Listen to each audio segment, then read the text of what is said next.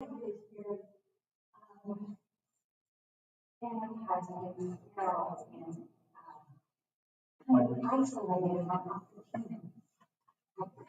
coming out from the big super Walmart that I shop at, there, you got things that are not in a bag, and they have someone there who's not checked. It's like some people find them really annoying in the front. There is this one guy who's always there, who's not there. And he has like, he's obviously a little bit slow. I don't know, he's but he's very firm. And so instead of just doing that, there was not a line behind me, so I stopped. Just talk to him. While everybody's busy, slow. And I see a really good thing. He said, the time passes faster when it's busy. Everything's really tired when it's busy. Yeah, I think it's probably not very good at trying to make sure everything's correct. That was a start. That's a great start. Yeah, I've been trying to think of things too, I think like a little bit of hang-ups we have that keep us from engaging with people and entering into those events. Yeah, that's great. And maybe it's also about like not calling us to do it. Like the example that you just made is I think exactly what the book is talking about. It's not talking about like the ghost cart at a homeless shelter or something, it's like do these small things, with great love.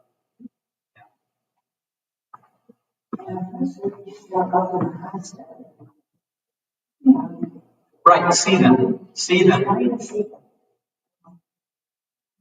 Yeah, my wife talks about that sometimes at her work, her coworkers, it's getting enough. You don't even say good morning.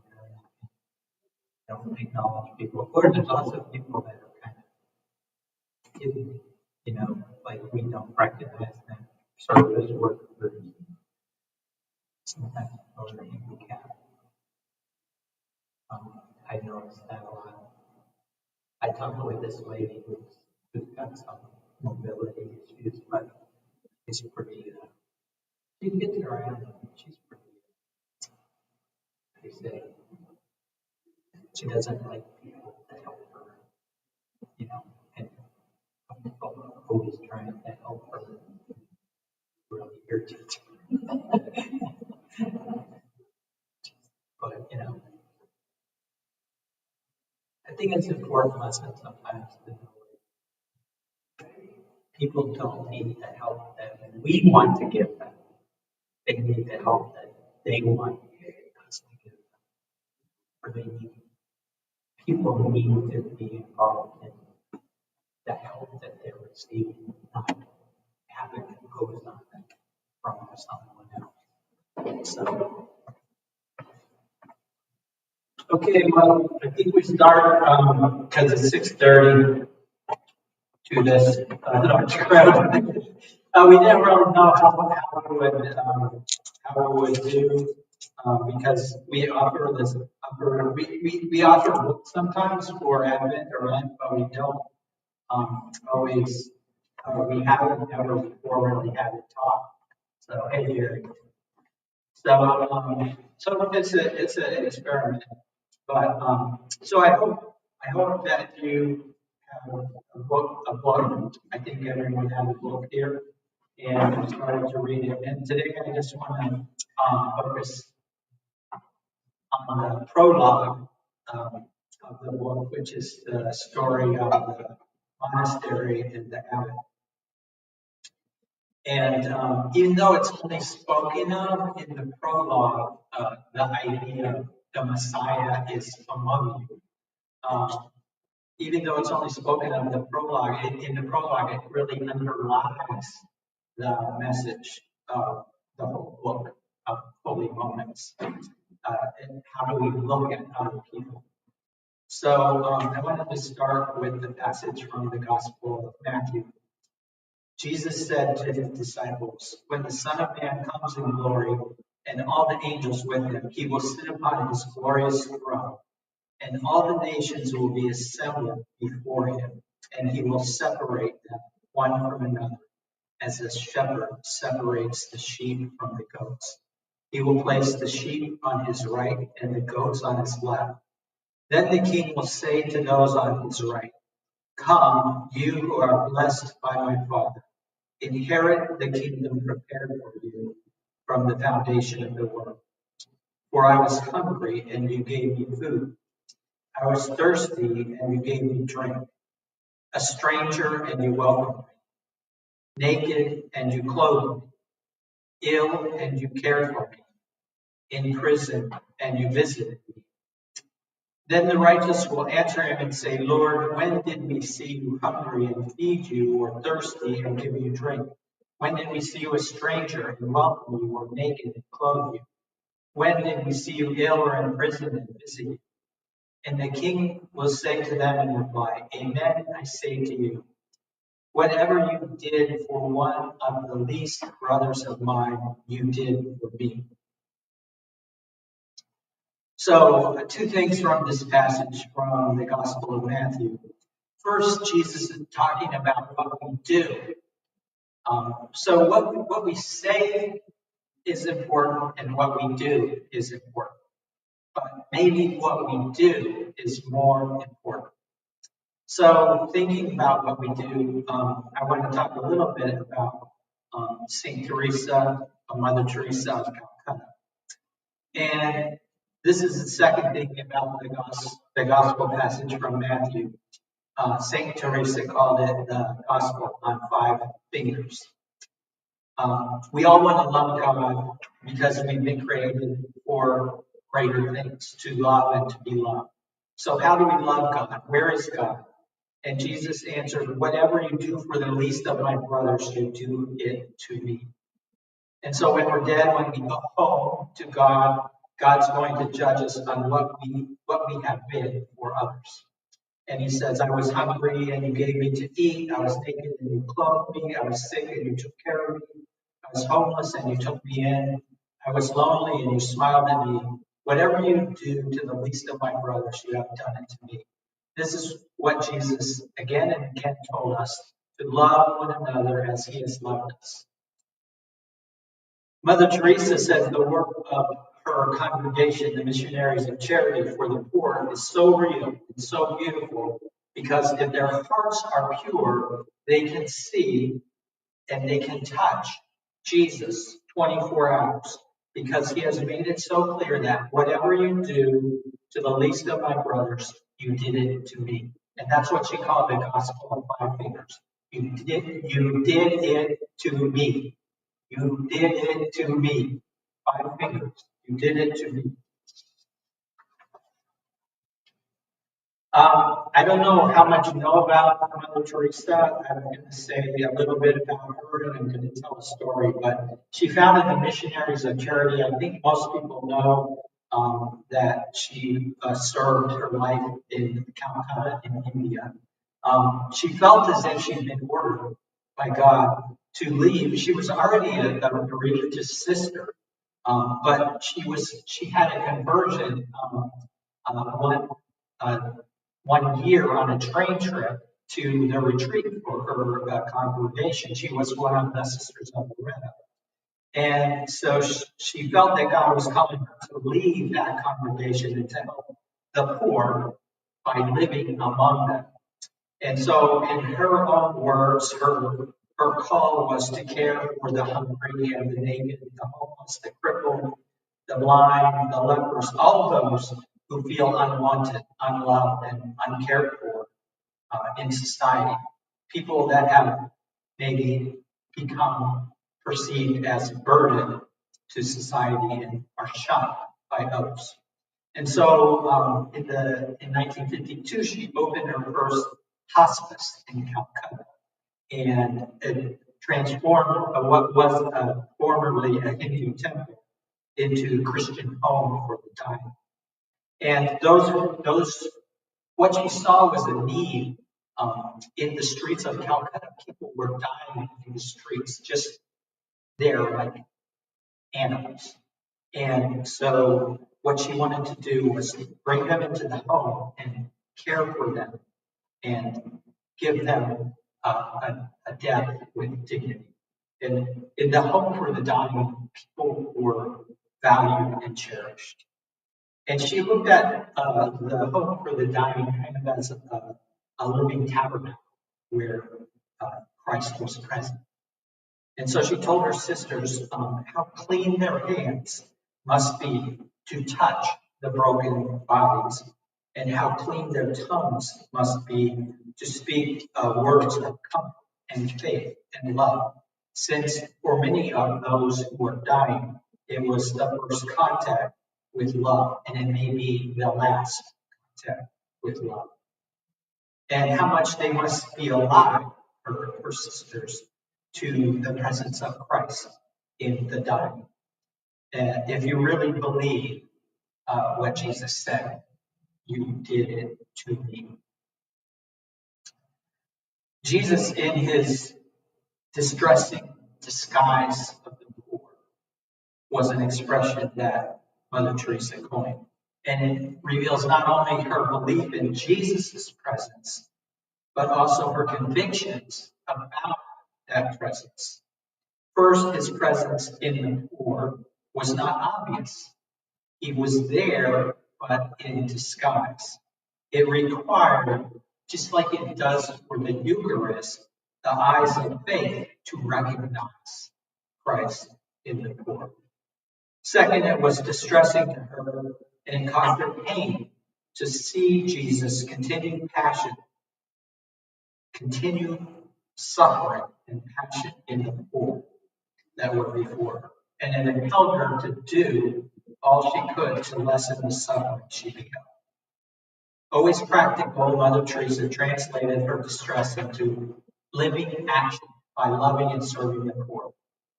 It was a means of showing her genuine love for them and expressing concretely her heart's desire to relieve the suffering of Jesus.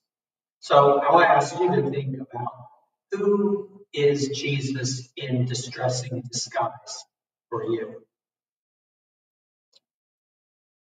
Mother Teresa began her missionary work with the poor in the end of the 1940s, and she took off her habit from the congregation that she had been pledged to and replaced it with a simple white cotton sari with the blue border. She was alone in her beginnings of her mission and had no helpers, no companions, carried no money, taught herself to beg. She adopted Indian citizenship, spent some months receiving basic medical training, and then ventured out into the slums and opened her free hospice in Calcutta. With the help of Indian officials, she used the abandoned Hindu temple.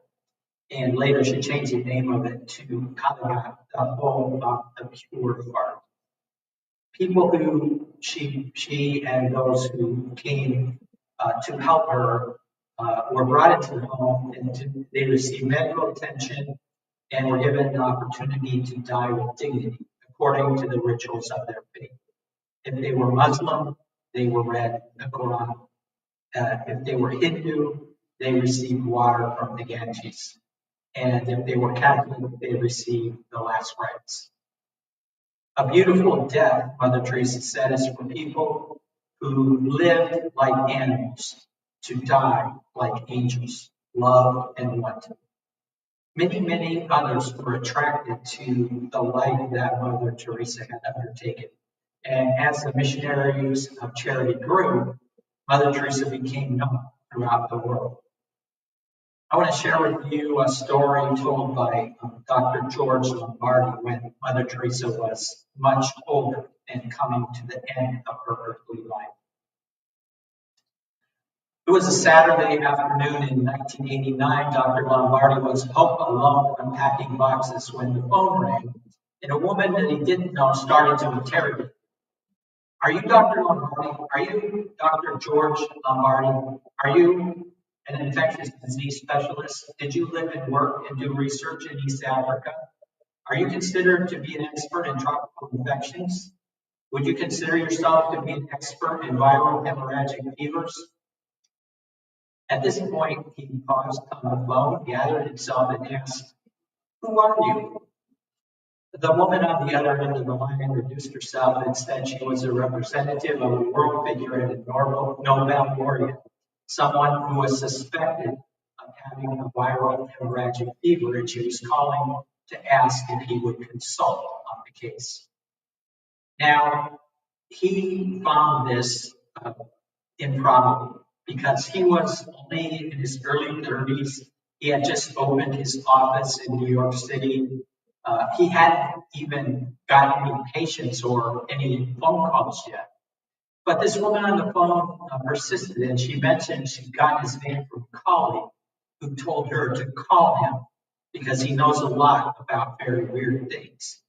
So she arranged a conference call, and 10 minutes later, he was transported through the telephone wires to a small hospital in Calcutta, where he found out for the first time that the patient was Mother Teresa. And on the line were her two main Indian doctors. They chatted and discussed the details of the case for about an hour. And what came through to him over the telephone wire was their deep, abiding concern for their patient. They were worried. He wished them well as he got off the line and went back to unpack some more boxes. But an hour later, the woman called again and she said, they were very impressed by what you had to say and they'd like you to go to Calcutta. And I'm making the arrangements. I can get you out tomorrow afternoon on the Concorde for the first leg. He said, that's impossible. I just found my passport in one of the boxes and it expired 3 months ago. She said, that's a minor detail.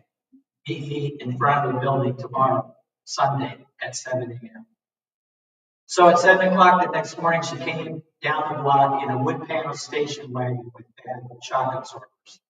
He jumped in and they stopped at the passport office at Rockefeller Center, where on Sunday morning, the State Department official came, let them in, took Dr. Lombardi's picture, and in 15 minutes handed him a brand new passport.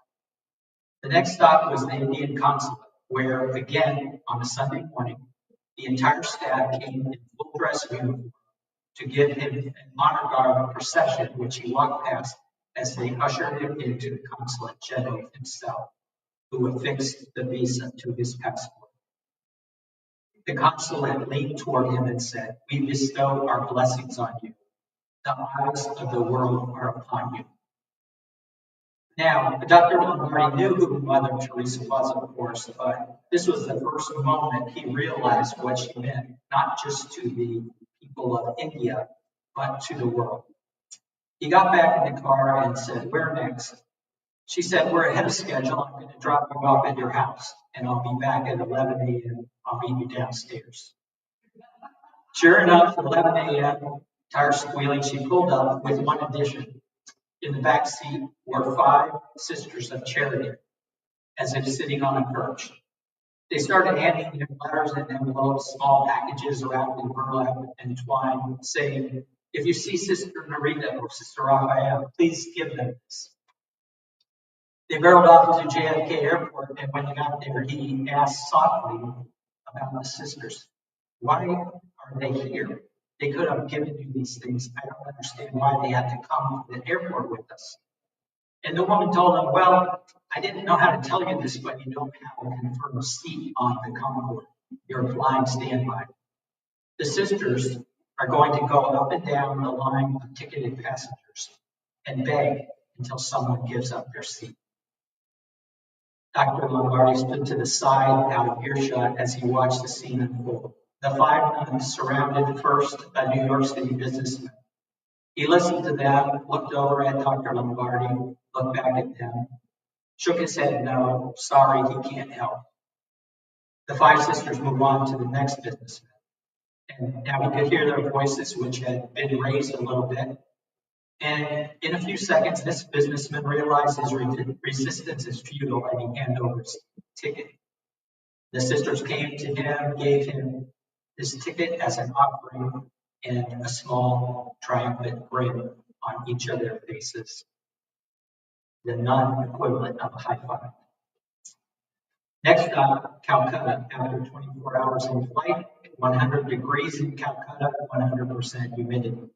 He got off the plane and was met by a private security detail anonymous. They whisked him through customs and delivered him directly to the hospital where the doctors were waiting for him. And the doctors said, "She's deteriorating."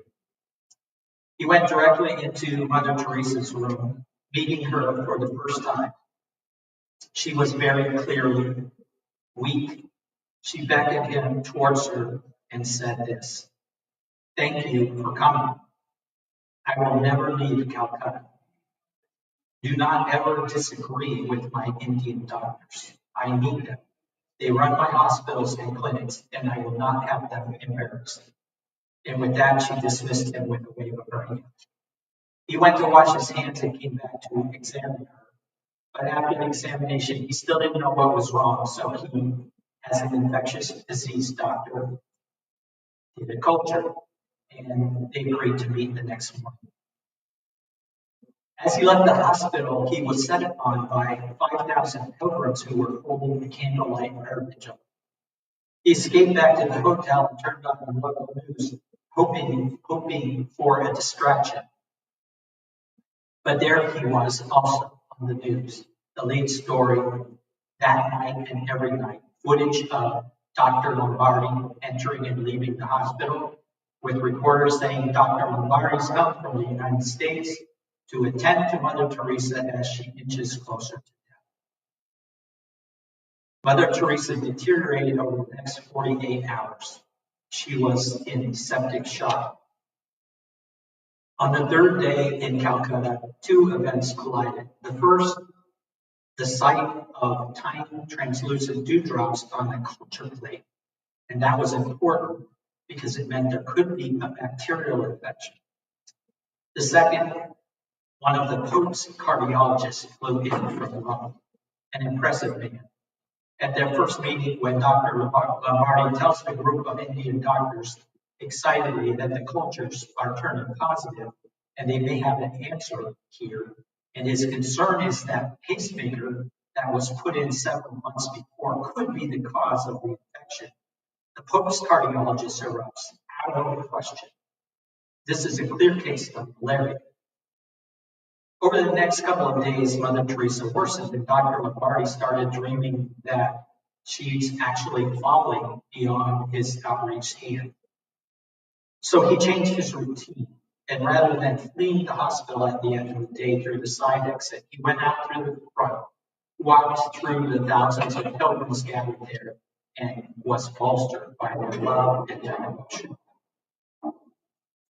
On the fifth day, Dr. Lombardi made his most impassioned plea.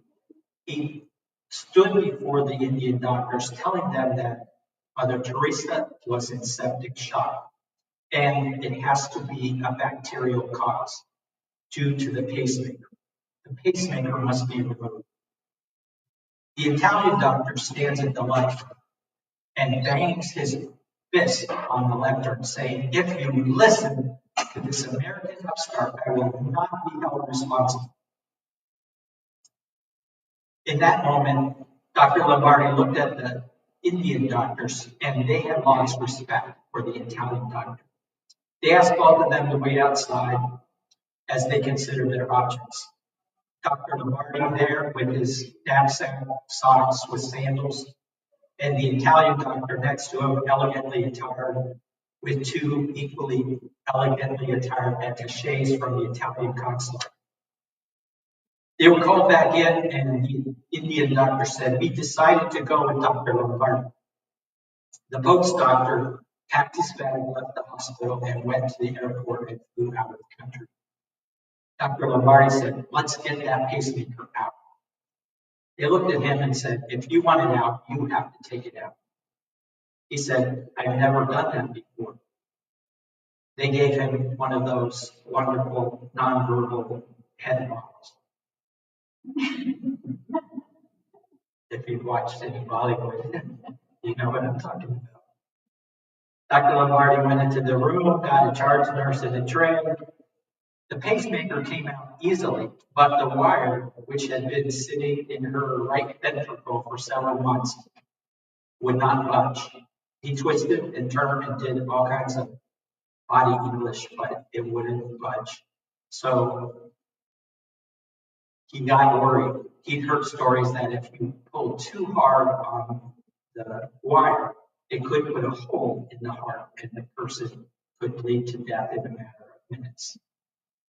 In a surreal moment, Dr. Lombardi remembers saying a prayer to Mother Teresa, for Mother Teresa, and the catheter came loose.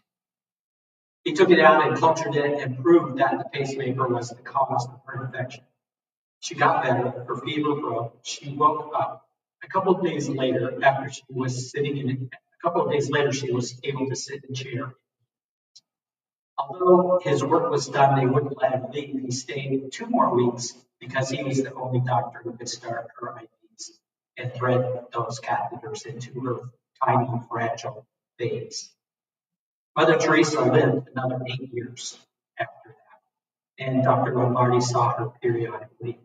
But the best part for him, he said, was that he has an ongoing relationship with the sisters, a wonderful group of women that truly do God's work. After her death and after she had been canonized, a priest recounted his thoughts on St. Teresa of Calcutta, saying, he was moved and inspired by her work.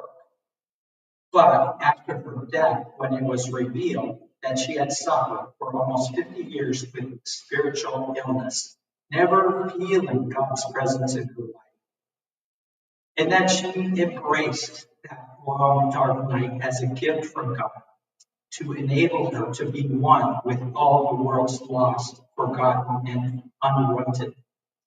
That was when he understood what real humility is about.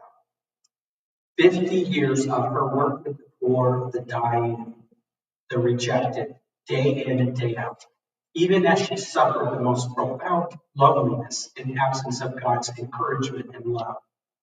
That is humility. There's a story about Mother Teresa. Just after she received the Nobel Peace Prize, on her way back home, her plane made a stopover in Rome. Although she was very tired, she graciously spoke to reporters, giving each a miraculous medal. One reporter seemed a little skeptical about what it all meant. Mother, he said, you are 70. When you die, the world will be as it was before. What has changed after so much of your effort with the dying and the poor? Mother Teresa smiled at him as if he had kissed her, and she said, well, I never thought I would be able to change the world. I have only tried to be a drop of clean water in which God's love could sparkle. Does that seem like nothing? The reporter didn't know what to say to that and fell silent. So then she said to him, why don't you try to be a drop of clean water, and then there will be 2 of us. And then she asked, are you married? And he said, yes. Wonderful, Mother Teresa said. Tell your wife as well, and then there will be 3 of us. And do you have any children? And the reporter said, I have 3 children, Mother. Then the most wonderful smile dawned on her face. Tell your children too, and then there will be 6 of us. So that is what we are hoping for from Holy Moments. Not to change the world, but to be a drop of clean water in which God's love can sparkle. Next week, I will come again to give a short talk on the book Holy Moments. focusing more on the moment of decision. Thank you for your presence.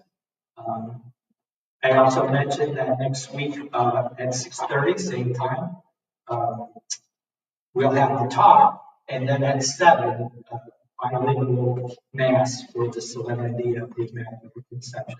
So I hope